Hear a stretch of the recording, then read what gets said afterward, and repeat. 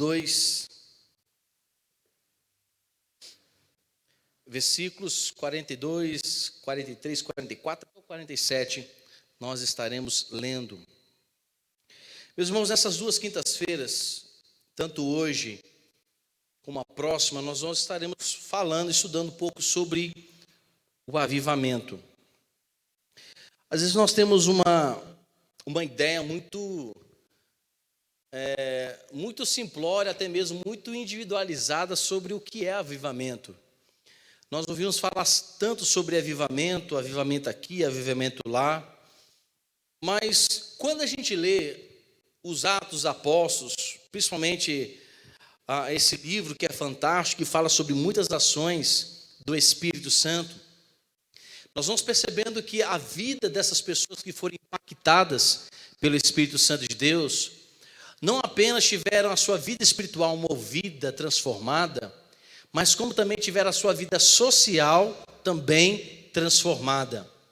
Porque a ideia que nós temos sobre avivamento é só no entendimento espiritual, porque a gente sempre associa avivamento à questão de espírito, como deve ser, mas nós precisamos entender que o avivamento também afeta a nossa vida de comunhão com pessoas comuns, como eu e você. Ela afeta a nossa forma de ação, de agir, de falar, com pessoas que não comungam até mesmo com o mesmo entendimento das Santas Escrituras.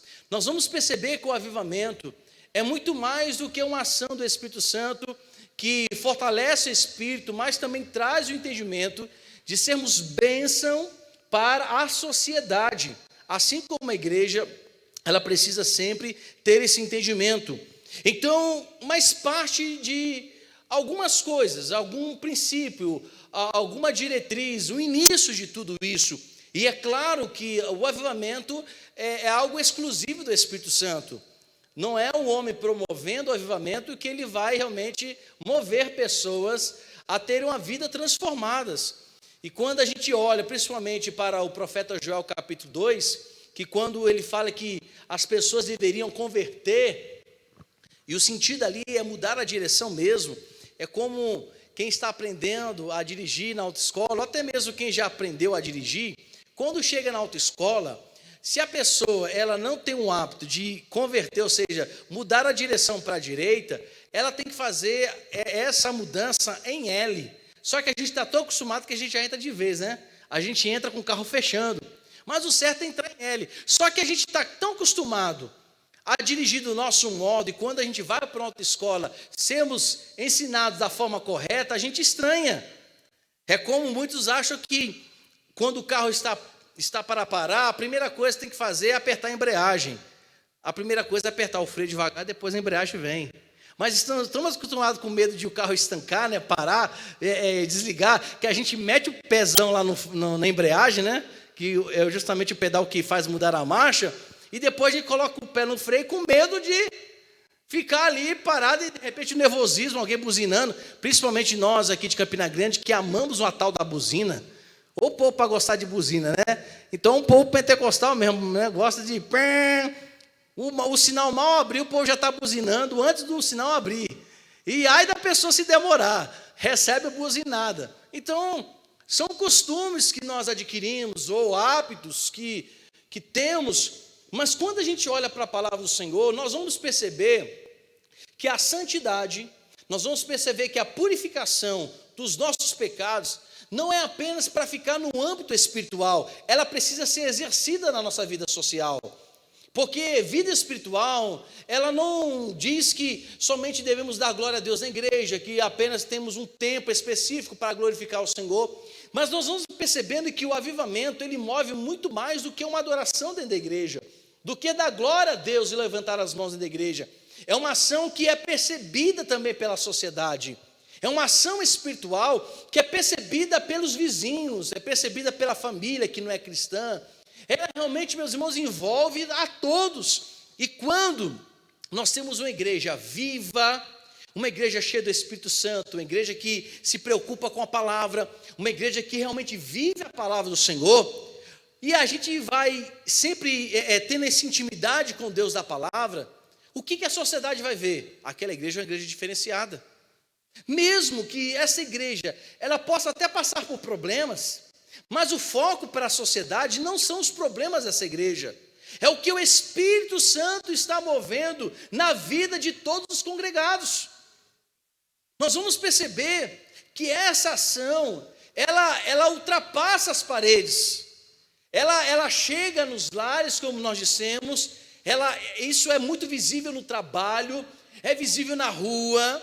As pessoas começam a olhar para a gente e não nos identifica como uma pessoa comum. Ela olha, você tem algo diferente, você é diferente das demais pessoas. Até mesmo, meus irmãos, não é que a gente vai fazer acepção de evangélicos, mas quem realmente anda em conformidade com a palavra, tem o coração avivado pelo Espírito Santo, realmente obedece a tudo quanto está escrito aqui, ela é até diferenciada com os próprios evangélicos, ou aqueles que se dizem ser evangélicos. Então, o que aconteceu com essa igreja? Depois da experiência maravilhosa que eles tiveram no Pentecoste, como os irmãos bem sabem, aquela experiência que eles tiveram sobrenatural, algo sobrecomum que não tem como a gente entender, porque foi algo realmente muito grandioso. A gente às vezes tem uma ideia e cremos porque é a palavra de Deus. As pessoas que não entendiam o mover do Espírito Santo no Pentecoste, numa belíssima festa dos judeus, achavam até que aqueles cristãos estavam embriagados, eles estavam totalmente, sei lá, se fosse nos dias de hoje, a expressão seria, aquele povo você cheirou alguma coisa, né? Cheirou maconha estragada. Mas não é, meus irmãos, porque a Bíblia fala que somente os espirituais vão entender as coisas espirituais. E a gente vê nos dias de hoje, muitos escarnecendo das ações de Deus, da sua palavra, porque não conhecem a palavra. Mas vamos lá, o que o avivamento traz na nossa vida como pessoa? Eu não falo apenas como cidadão celestial, eu falo como pessoa realmente cidadã terrena, como brasileiros, como nós somos, como muitos aqui nasceram na cidade de Campina Grande, residem desde que nasceu.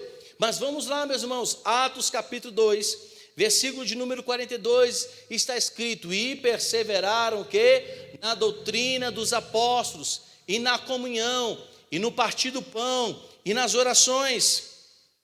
E em cada alma havia temor, e muitos prodígios e sinais eram feitos por intermédio dos apóstolos. Todos os que creram estavam juntos e tinham tudo em comum. Olha, meus irmãos, eu acho isso aqui fantástico. Tinham tudo em comum. Ou seja, a ação de Deus foi tão poderosa, o avivamento, a renovação, o encher do Espírito Santo foi algo tão fantástico que as pessoas começaram a compreender melhor a necessidade uma das outras. E o que mais aconteceu aí? Versículo de número 45. Vendiam as suas propriedades e bens, distribuindo o produto entre todos, à medida que alguém tinha necessidade, diariamente, versículo 46, perseveraram separadamente. É isso aí? Olha que a ação do Espírito faz com que pessoas de pensamentos diferentes, de educação familiar diferente, de estudos, grau de ensino intelectual diferente, de posição social, alguns de posição elevada, ou com muitos desprovidos de bens materiais, pessoas que tiveram ou tinham, uma visão do mundo diferente uma da outra, tinham cada um o seu jeitinho de falar, de ver, de comer. Uns achavam que tem que colocar o feijão em cima do arroz, outros achavam que o feijão tem que estar debaixo do arroz, outros achavam que comer carne de frango é melhor do que carne normal, mas havia uma ação tão poderosa que eles perseveravam unânimes. E o que eu acho mais interessante é que não foi apenas um momento, não foi apenas em uma reunião. O que está escrito aí no início desse versículo, que diariamente, não foi um momento isolado. Os irmãos percebem a diferença de quando a igreja está cheia do Espírito Santo, de quando ela não apenas se preocupa em manter uma vida espiritual, de intimidade, de comunhão, de leitura e prática da palavra, mas ela tem a preocupação que isso seja demonstrado, isso seja explícito na comunidade, entre as pessoas. Então, diariamente, pessoas diferentes perseveravam em oração no templo, em comunhão, como nós lemos no versículo 42. Partiam pão de casa em casa. Olha aí, meus irmãos, coisa que eu tenho sentido muita saudade é poder estar na casa dos irmãos, né? E quando a gente sai para visitar, tem que sair de jejum, porque é um cafezinho aqui, aleluia, né? É um bolinho aqui, ô Jesus. É por isso que crente, eu acho que os melhores cozinheiros deveriam ser os crentes, né? Porque é coisa assim, eles tinham essa preocupação de estar. Olha, a comunhão não se dava apenas na igreja, no templo da igreja. E é uma coisa, meus irmãos, que eu sei que não o momento que estamos vivendo é o momento certo para isso, mas quando a pandemia acabar, nós temos que ter sim essa prática de comunhão, não apenas dentro da igreja, fora também da igreja. Nós temos que realmente ter esse momento de comunhão, de interação, de uma ação recíproca, enfim, de compartilhar, de partir, de entender, de compreender os irmãos, não apenas dentro do templo, mas fora. E dizem que tomavam as suas refeições com alegria e simplicidade, ou singeleza de coração. Versículo de número 47, eles louvavam a Deus e contando com a simpatia de todo o povo. Outra coisa interessantíssima, observem que a leitura que pessoas que não eram, naquele momento, judeus cristãos, gentios cristãos, naquele momento em que aqueles homens foram cheios do Espírito Santo, experimentaram algo sobrenatural. Observem bem, meus irmãos, para a sociedade eles não eram estranhos, para a sociedade não eram pessoas exclusivistas, para a sociedade, a leitura que aquelas pessoas que não tinham o costume de ir para os templos, que talvez não eram nem judeus, que muitas vezes eram barrados pelos próprios fariseus, saduceus da época, em que havia uma exclusividade da palavra, só alguns podiam ler e outros não. Mas observe que essa igreja estava tão cheia de Deus, que o povo não achava neles estranheza. Era um povo comum entre a sociedade. É como podemos dizer assim, a gente sai para o meio do mercado, vai para uma loja e as pessoas veem que a gente é familiar. Percebe que somos pessoas acessíveis, porque muitas vezes, meus irmãos, muitos cristãos não são acessíveis para a sociedade. É fato, concordo plenamente, que nós não devemos assentar na roda dos escarnecedores, como em Salmos de número 1 fala, no primeiro verso, bem-aventurado o homem que não se assenta, enfim, tem o seu prazer na lei do Senhor, é aquele que não comunga, não faz coisas erradas, é aquele que está no meio do povo, mas o povo respeita, porque o sentido aqui de simpatia, havia um respeito, havia uma identificação, o povo desejava que esse povo de Deus estivesse perto deles. Olha só a diferença. Então a gente percebe que a sociedade, olhando para aquelas pessoas, para aqueles discípulos que estavam cheios do Espírito Santo, que estavam cheios de Deus, que perseveravam, praticavam a leitura da palavra, mas também eram pessoas que obedeciam à palavra, não apenas tinham conhecimento, a ciência das Escrituras, mas sabia do poder na prática dessas Escrituras. Eram aqueles que não apenas oravam por si mesmos, mas oravam pela sociedade, porque entendiam que o Evangelho de Cristo não é algo exclusivo para pessoas que confessam apenas Jesus Cristo como Salvador, mas é também o Evangelho para aqueles que ainda não confessaram. Então observe, meus irmãos, o que é ser cheio do Espírito Santo? Realmente nos envolvemos na sociedade, não para sermos influenciados pelas mazelas, para sermos, meus irmãos, induzidos a pecar, a ceder à nossa natureza pecaminosa, mas cheios do Espírito Santo, estando no meio da sociedade, e o povo se simpatizando com aqueles que eram cheios do Espírito Santo. Aí me vem uma pergunta para cada um de nós: como é que os nossos vizinhos nos veem? Eu vou estreitar mais um pouquinho. Como é que a nossa própria família nos vê? Qual é a interpretação? É claro que dentro de casa o nosso gênio é muito forte. O nosso gênio é explícito. A gente mostra quem a gente é de verdade dentro de casa. Mas quando a gente é cheio do Espírito Santo, meus irmãos, o que é mostrado, o que é realmente visto, o que as pessoas sentem, a leitura que elas fazem das nossas ações, o entendimento daquilo que nós falamos é aceito.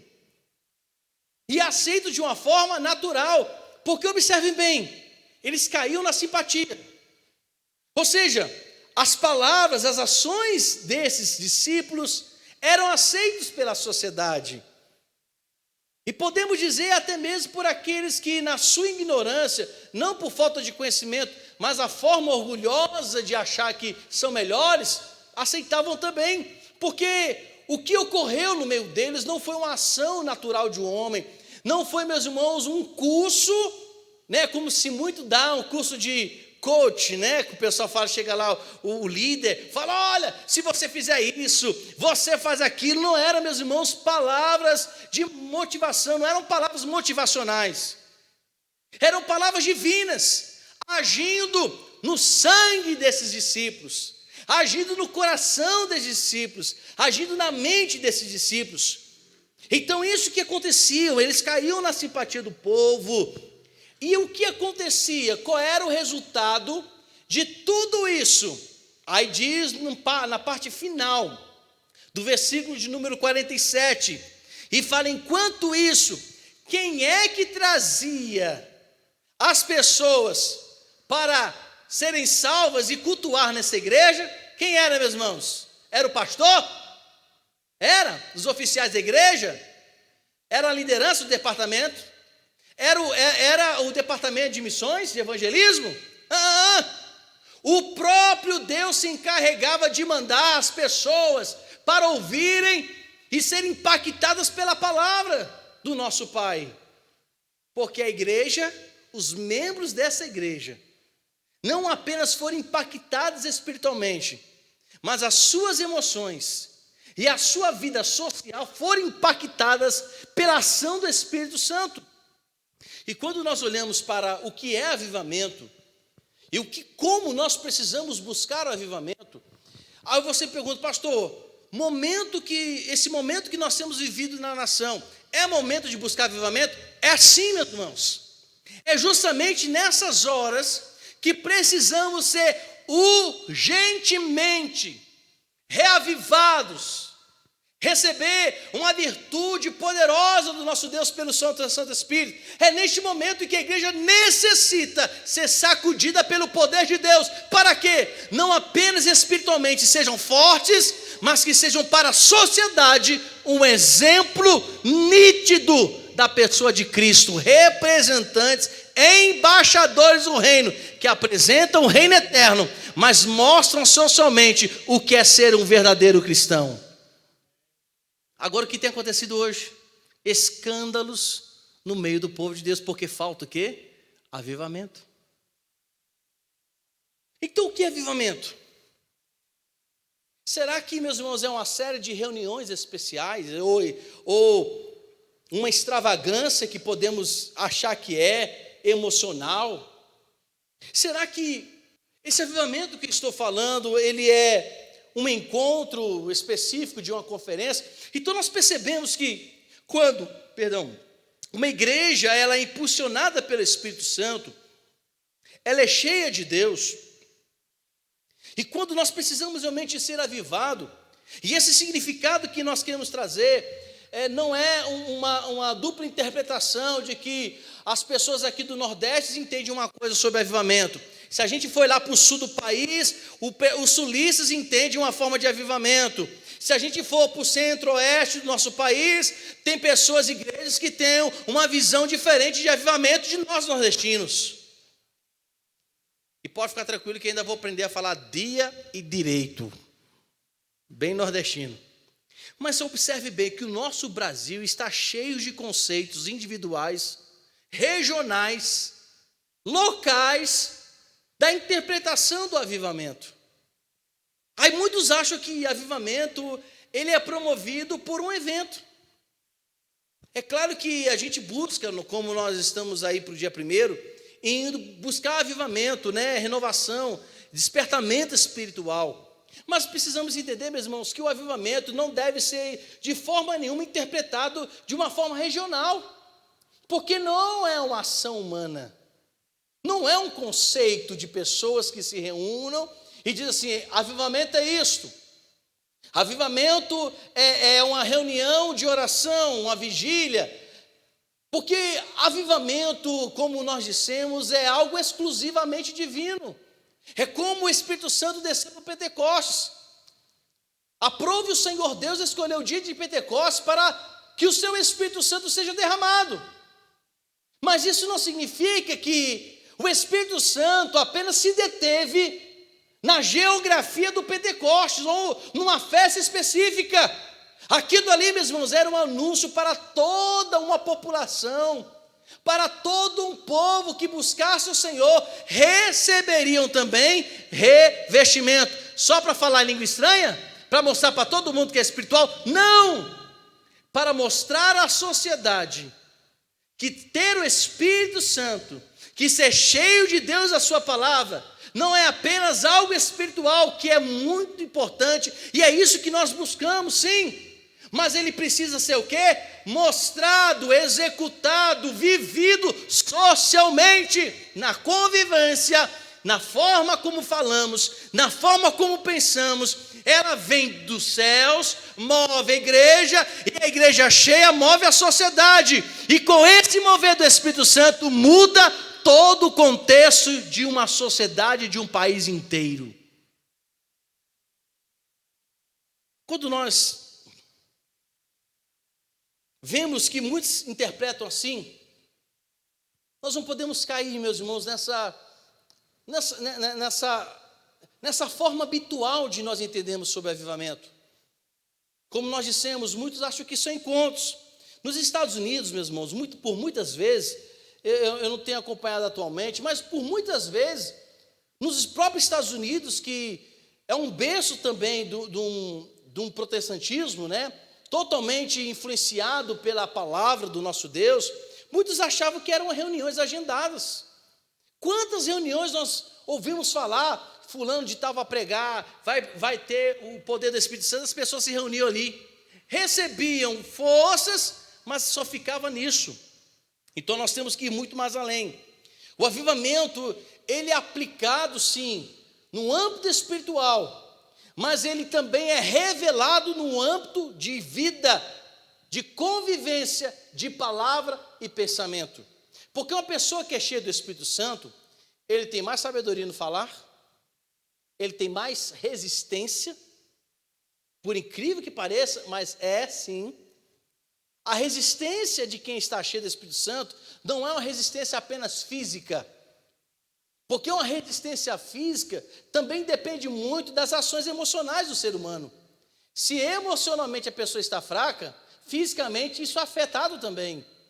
É que os psicólogos falam sobre psicossomático, psicossomático, A pessoa, às vezes, a doença dela não foi gerada por um mal, por um organismo, ou por uma genética. Às vezes a mente está doente, adoece o coração. Não é à toa que Provérbios fala que o coração alegre é um bom remédio.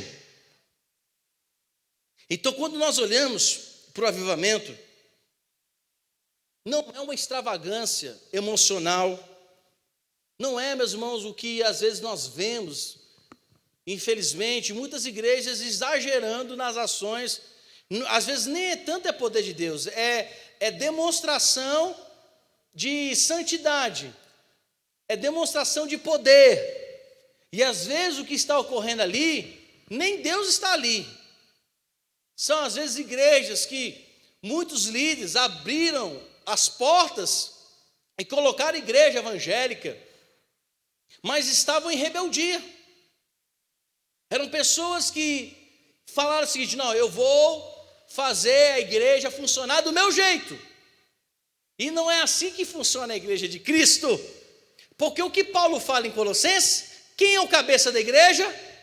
Jesus Cristo. Então não tem como, você, meu irmão, que talvez está me vendo aí, online, e tem o desejo de abrir uma igreja, para dizer assim, a igreja tem que ter o meu perfil. Nenhuma igreja deve ter o perfil do homem, deve ter o perfil de Cristo, porque Ele é o verdadeiro exemplo para a igreja. Então às vezes nós achamos assim, não, a igreja tem que ter a cara do pastor. Não, a igreja tem que ter a cara de Cristo. E o pastor que Deus colocou precisa também ter a cara de Cristo. E se possível, ele seja a pessoa menos mencionada na igreja, para que Cristo em todo tempo seja visível e seja a pessoa adorada. E às vezes a gente vê que o nome do pastor é mais importante que a própria igreja de Cristo. Isso está errado, meus irmãos. Avivamento, ele não é provocado por pastores famosos. A igreja de Cristo não é uma provocação extravagante de emoções, apesar que o poder do Espírito Santo também mexe com as nossas emoções, ao ponto de muitos chorarem, de alguns receberem uma alegria, estarem sorrindo, às vezes não dão glória a Deus, mas estão sentindo aquela alegria no coração, estão ali satisfeitos. Muitos estão calados, mas o fato de uma pessoa estar calada não diz que a pessoa não está cheia do Espírito Santo. Teve o dia em Fagundes, o presbítero Robson me chamou, e nós fomos na casa de uma jovem, e ela ainda sofre de um problema degenerativo. E quando eu cheguei lá, Robson disse, olha pastor, essa menina já confessou Jesus, né, mas cada tempo que passa, os órgãos dela foram se degenerando, perdeu a fala, perdeu os movimentos, toda atrofiada. Aí a mãe, que era cristã, perguntou, pastor, será que nós podemos batizá-la nas águas? Eu falei assim, oxe, agora. Eu trago um copo d'água lá, minha filha, pode trazer. Se não tiver copo, traz uma bacia. Porque nós achamos que o mover de Deus na vida da pessoa é de acordo com como nós pensamos. Porque se aquela pessoa não traz nenhuma expressão facial, nós achamos que aquela pessoa é crua. Mas quem é que está operando no interior? É Deus, é o Espírito Santo. E às vezes nós achamos que as ações do Espírito, elas promovem coisas exteriores, mas a verdade é que o avivamento realmente bíblico não são, meus irmãos, expressões de extravagância, são expressões de testemunho, de vida e sabedoria da palavra. É quando a pessoa vive Cristo, e ele não abre a boca para falar sobre Cristo, a sua própria vida diz de quem ele pertence e de quem ele é e por que ele está ali. A própria vida, ele fica parado, mas Jesus é tão na vida dele que ele parado, se bobear, fala mais do que muita gente que prega. Então, foi isso que ocorreu na igreja aqui de Atos. As ações, o poder de Deus foi tão grande que as suas ações promoveram no meio dos irmãos da igreja e da sociedade, meus irmãos, grande manifestação do Espírito Santo. Outra coisa que a gente precisa entender, que avivamento não é fanatismo, porque o fanático, ele não consegue, meus irmãos, ter abertura, o coração é muito fechado, muito centrado numa coisa, ele não consegue nem até mesmo entender o que está fazendo. Ele se, igual um fanático por um time, né? Um palmeirense da vida, desculpa aí, Micael, vou colocar Flamengo no meio, né? Fala Flamengo, se perder chora, e se rasga, e mata, se possível, se alguém falar a conta, está batendo. Ele está cego. Ele tem paixão pelo time, que é o verdadeiro significado de paixão, ele sente dor de verdade. Então o fanático, ele não consegue de forma nenhuma ter uma mente de crescimento, de aprendizado, ele fica muito centrado ao ponto de nem mesmo compreender o que está acontecendo. Então o avivamento não é isso, não é fanatismo. O avivamento não é a depravação, a manifestação da depravação humana. como a gente vê muitas coisas aí acontecendo, não é a manipulação na mente. Pessoas que são pregadoras, né, ministram a palavra, têm até o poder de persuadir. Mas manifestação do Espírito Santo no avivamento não é manipulação de mente. Então o pastor que usa de palavras para tentar manipular pessoas, para que essa manipulação possa exercer algum tipo de domínio, às vezes a pessoa faz alguma coisa que ele manda, isso também não é avivamento, porque o Espírito Santo ele não manipula, ele age. O Espírito Santo, meus irmãos, ele não quer de forma nenhuma que a pessoa que está recebendo essa virtude, esse poder, fique inconsciente, porque não há sentido do Espírito Santo mover e a nossa mente ficar inconsciente.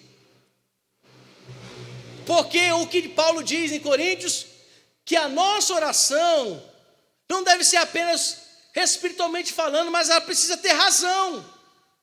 O culto que Paulo fala aos romanos, ele é razão. Eu preciso ter entendimento porque eu adoro o Senhor. Eu preciso entender a forma que eu estou dando glória a Deus. Eu não vou dar, é claro que em tudo dá glória a Deus, mas eu não vou ficar aqui dando glória a Deus uma pessoa que vive xingando. A pessoa está xingando, glória a Deus, hein? Espera aí, meus irmãos, em tudo dá graças, não é o sentido de tudo, até as coisas banais você dá glória a Deus. É você saber que nas adversidades, que nas provações, que nas contrariedades da vida, devemos dar glória a Deus porque Ele está no controle. Agora, eu não vou dar glória a Deus com coisas banais. Aí nós entendemos porque os judeus, eles prezam muito em falar o nome de Deus em vão. Porque é um nome santo. Então, meus irmãos, o avivamento não é manipulação de mente.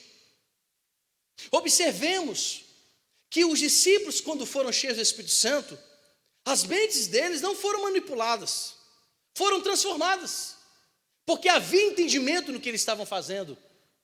Observem que é uma coisa unânime. A ação na mente desses discípulos foi coisa unânime. Foi algo assim que não pegou apenas 2, 3, 4 pessoas, 120 pessoas que receberam a virtude, o poder do Santo Espírito, que isso multiplicou entre muitos, ao ponto de entenderem que todos perseveravam, tinham entendimento da importância da oração. Não era, meus irmãos, um dizendo faça desse jeito, mas era o Espírito Santo conduzindo a mente dessas pessoas a viverem uma vida consagrada.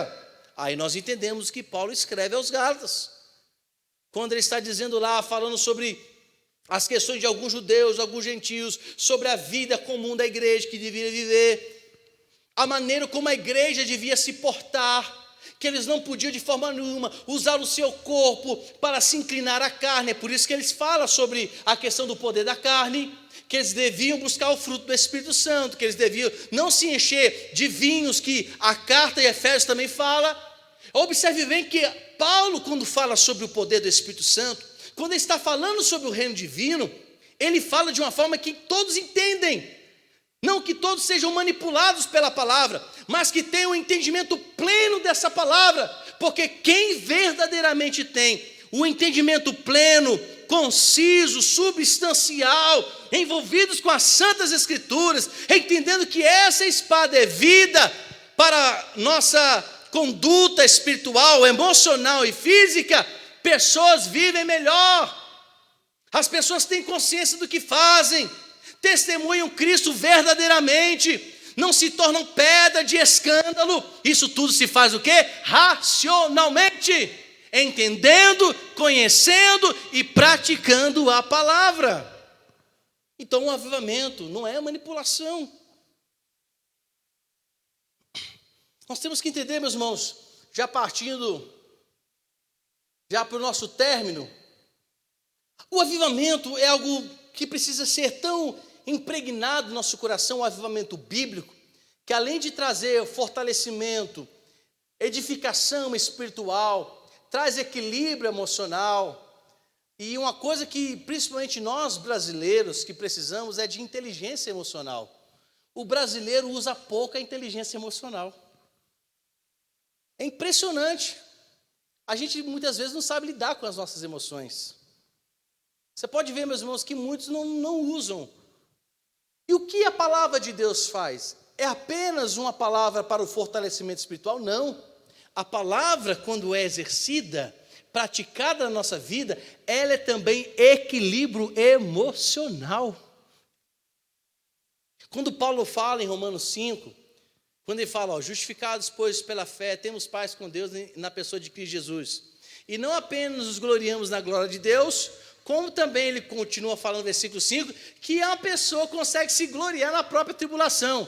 Para uma pessoa se gloriar, dar glória a Deus na tribulação, ela precisa ter o quê? Muito equilíbrio emocional. Além de ter maturidade espiritual, precisa ter o quê? Equilíbrio emocional. E já observou bem, meus irmãos, que muitas vezes nós não nos preocupamos pedindo ao Senhor equilíbrio emocional? Pedimos bênçãos espirituais, sim, é muito bom, é necessário, é importante. Mas precisamos nesses últimos dias, principalmente por causa dessa doença chamada Covid, que muitos estão batendo nos hospitais, às vezes não tem nenhum sintoma da Covid, e estão, meus irmãos, sem fôlego, né, porque a Covid afetou ou infectou o pulmão, mas a crise da ansiedade é tão grande que a pessoa fica sem respiração. Aí onde nós vemos a importância da palavra. Olha a pessoa de Pedro, meus irmãos. Pedro era um cara impetuoso. Pedro era uma pessoa assim, até mal educada. A pessoa nem deixou falar, já estava falando na frente. Aí depois, observe bem a vida de Pedro. Quando ele foi revestido de poder, quando ele é questionado no capítulo de número 3, Pedro e João, os dois discípulos que tinham, assim, de uma certa forma, menos conhecimento na questão intelectual que os outros discípulos, eles deram, meus irmãos, de uma forma equilibrada, espiritualmente, emocionalmente. Meus irmãos, eles explicaram a palavra ao ponto daqueles anciões ficaram o quê? Perplexos ao ouvirem Pedro e João falarem de coisas profundas. Porque para falar coisas profundas do Evangelho de Cristo, é necessário também ter equilíbrio emocional. Então, meus irmãos, e quando nós vemos o Espírito Santo produzindo na vida de nós pessoas debilitadas, miseráveis, limitadas, mas é o Espírito Santo que está movendo, começamos a observar que as pregações, as ministrações que nós trazemos para o povo, para as pessoas, ela tem algo muito, muito profundo e diferente. Quando o avivamento vem, até as mensagens dos pregadores mudam.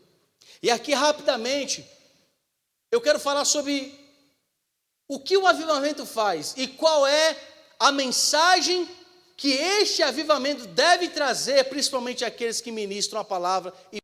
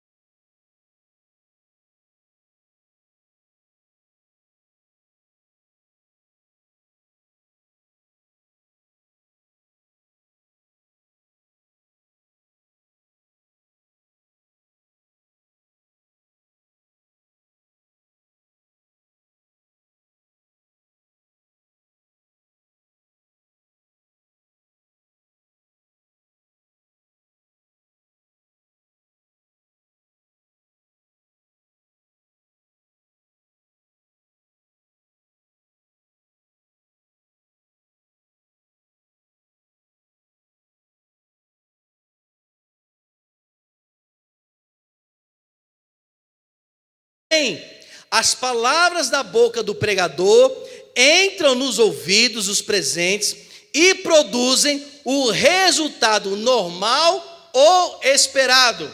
E ele continua dizendo: de modo geral, essas pregações não são calculadas para produzir a convicção do pecado ou levar pessoas ao arrependimento. O que ele está dizendo aqui é aquela pessoa que forma muito bem, faz um bom sermão, que deve ser a preocupação de qualquer pregador, mas a única preocupação dele é justamente que as suas palavras soem bem a quem ouve. Mas ele não se preocupa em que essa palavra, pelo Espírito Santo, possa produzir arrependimento de pecados. É aquela palavra que diz: olha, você só vai vencer, você é vitorioso, mas não mostra que no sofrimento é necessário a gente crescer também. Então são palavras muito bem produzidas, muito bem organizadas, mas são palavras apenas que soam bem aos nossos ouvidos. E ele continua dizendo o seguinte, que até essa mensagem ela pode provocar comentários do tipo: que sermão maravilhoso, realmente gostei muito, ou gosto muito da maneira como você faz a gente se sentir quando prega. É claro, meus irmãos, que quando Deus fala através de um servo, pessoas assim, comuns como eu e você, que somos miseráveis, que somos dependentes de Deus, Ele pode nos usar. Mas às vezes a preocupação não é que ela possa soar bem, mas às vezes ela pode produzir até elogio, mas ela não passa disso. É a pregação da boca para o ouvido, que resulta em um sentimento geral de alerta na congregação. Seria algo fora do comum se, quando esse pregador viesse pregar, a única preocupação das suas palavras soarem bem, alguém até de uma certa forma se arrepender. Mas por que muitas vezes a pregação não produz arrependimento?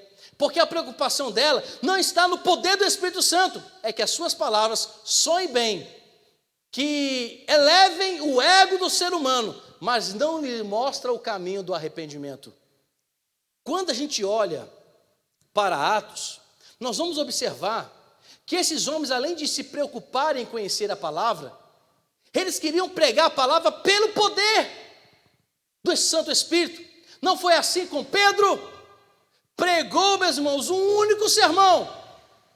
Talvez a forma dele falar, a maneira como ele falava, talvez não fosse didática, muito bem organizada, mas ele pregou o que conhecia e o que experimentou. E ao que aconteceu? Entrou o Espírito Santo nesse meio, e o que? 3.000 almas se renderam ao Senhor. Richard Owen ainda pontua a segunda forma de pregação, e a terceira nós vamos terminar. É a pregação de cabeça para cabeça. E ele fala o seguinte: alguns pregadores são muito cultos e estudiosos e dispensam especial atenção ao conteúdo dos sermões. Quando pregam, desejam estimular o pensamento e atingir a mente dos ouvidos. Ou seja, ele não apenas quer impressionar os ouvidos, ele quer que intelectualmente essas pessoas também sejam elevadas. Eles esperam ensinar alguma verdade importante, humanitária, moral ou religiosa. E ele continua dizendo: pelo menos que alguns membros da congregação aprendem com a experiência. Se o pregador do tipo da cabeça para cabeça escuta comentários sobre o último evento esportivo logo após o sermão, ficará imaginando o que aconteceu com a sua pregação. Ou seja, ele quer que a pessoa, claro, absorva todo o conhecimento, mas ele fica assim meio que chateado quando alguém não faz o comentário sobre a sua pregação, faz comentário sobre outro e qualquer assunto. E ele continua dizendo aqui, já estou terminando esse ponto, e ele fala assim: ele tem todos os motivos para esperar que pelo menos parte da congregação tenha conectado a mente à sua e receba um novo entendimento, ou que a gente fala um insight, né? Uma luz, um esclarecimento, como resultado dos seus esforços. ele pode com segurança antecipar comentários do tipo: foi um grande sermão, nunca pensei nisso dessa maneira, ou dessa vez você realmente me fez pensar, pastor. Ou seja, é a pregação que alimenta o intelecto, mas ainda não teve o poder pela palavra de alimentar a alma.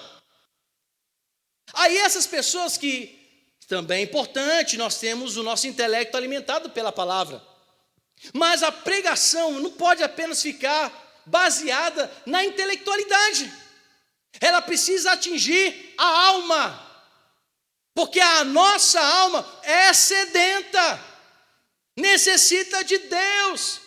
Então não basta apenas o intelecto ser alimentado, ele pode e deve ser alimentado. Nós devemos sim tomar conhecimento, estudar a palavra, mas só o intelecto sendo alimentado, não teremos forças para resistir, não teremos menor vitalidade nas adversidades, porque apenas a nossa mente foi alimentada, mas a nossa alma continua tão vazia quando da primeira vez que ouvimos um pregador pregar de mente para mente. E Richard Owen termina falando sobre o terceiro ponto. E esse terceiro ponto da pregação é o terceiro ponto dos pregadores, que entendem perfeitamente do que é ser movido pelo poder do Santo Espírito, que não apenas pregam no sentido que a sua palavra, o seu ensino seja esclarecido e interpretado segundo o Espírito Santo, e não interpretado segundo ele, porque muitas vezes, meus irmãos, nós ouvimos muitos pregadores que interpretam a Bíblia segundo ele mesmo, mas a Bíblia precisa ser interpretada segundo o autor. E quem é o autor da palavra? Jesus Cristo. E quem é o professor dessa palavra? O Espírito Santo, que traz iluminação, esclarecimento e entendimento dela. Então não é um livro apenas de teologia que explica a Bíblia. A pessoa que melhor sabe explicar o conteúdo e a palavra de Deus se chama Espírito Santo. E ele diz aqui, meus irmãos, que alguns pregadores estão tão profundamente envolvidos com a vida de Cristo e são muito cuidadosos com as coisas que sempre estiveram próximos ao coração dele. Eles sentem a grande responsabilidade de levar o povo ao patamar mais elevado. E qual é esse patamar mais elevado da pregação? É entender não apenas o intelecto, o conhecimento da palavra, mas levam essas pessoas a experimentar todo o poder de cada letra que é falada, que é dita, mencionada pelas santas escrituras do nosso Deus. E é isso que fazia diferença na igreja primitiva. Não era, meus irmãos, apenas o conhecimento superficial, era o conhecimento de fato, literal, das santas escrituras. E é por isso que homens como Pedro, João e outros discípulos, que quando abriam a boca, não apenas alimentavam o intelecto, mas pela palavra e pelo santo poder do Espírito Santo, atingia o coração do ser humano. E essa graça de Jesus Cristo, que é irresistível, realmente não era de fato nenhuma rejeitada, ao contrário, era muito bem aceita.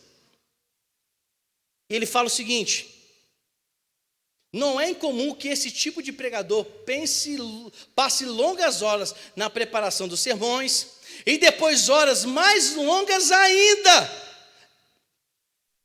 na preparação da sua própria alma. Meus irmãos, quando eu leio isso aqui, eu achei fantástico. Ou seja, ele passa, ele se preocupa, ele lê, ele estuda 1 hora para pregar, mas ele faz 2 horas orando, buscando. Ele prepara a alma dele para pregar. Acho isso fantástico.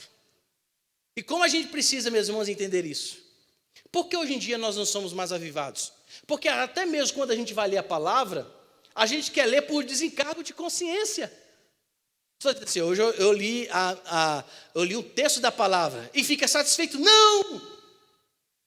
Para que essas palavras, que são verdades, são vivas e eficazes, para penetrar e preparar a nossa alma, precisamos também investir um bom tempo na preparação da nossa alma, mas de que forma? Em oração, em santidade, em profunda intimidade com Deus, para que essas escrituras não apenas, meus irmãos, sejam decoradas, sejam também guardadas. E o sentido da palavra, guardei a tua palavra, como o salmista fala, não é escondê-la. E quando fala, olha, eu guardei, eu aprendi, agora eu sei qual é a essência dessa palavra, agora eu sei como usá-la. Isso é o sentido de guardar. Então esse pregador que prega da alma, de alma para alma, ele entende perfeitamente isso. E eu quero terminar citando 2 parágrafos apenas do que esse homem de Deus, falando sobre avivamento, ele diz sobre pregação de alma para alma. Ele fala que na pregação do tipo de alma para alma, pode-se prever algumas reações. Os ouvintes escutarão os clamores de Cristo e sua vida, haverá conversões, a santidade pessoal se desenvolverá. Quando nós sentimos na alma a palavra, meus irmãos, nós podemos fechar os olhos e ler um texto, e parece que toda a ilustração que essas escrituras nos trazem estão vivas. A gente lê Jesus Cristo chorando, a gente fecha os olhos e sente realmente que Jesus Cristo chorou. A gente fecha os olhos ao ouvir a palavra e estamos como se fosse naquele lugar, no mesmo lugar que Jesus Cristo estava ensinando, ou o fato estava acontecendo nas Santas Escrituras, porque é a alma que sente. E esse tipo, meus irmãos, e esse tipo justamente de ação, eu tenho pedido ao Senhor, para que aconteça comigo principalmente, mas também possa acontecer na sua vida. Não é apenas o ouvinte do intelecto, não é apenas o ouvinte que quer ouvir palavras bonitas, mas o ouvinte, o membro, nós cristãos, que queremos sentir profundamente cada letra, cada vírgula, cada ponto dessa espada que corta no profundo da nossa alma. E aí, meus irmãos, nós vamos experimentar o que essa igreja experimentou: vida se rendendo aos pés de Jesus Cristo.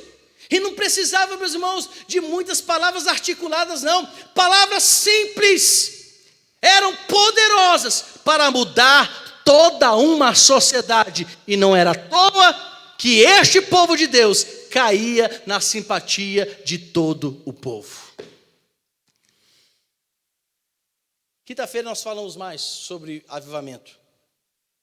E isso, meus irmãos, me traz uma reflexão sobre o que a Igreja 3 de Maio tem feito nesses últimos dias.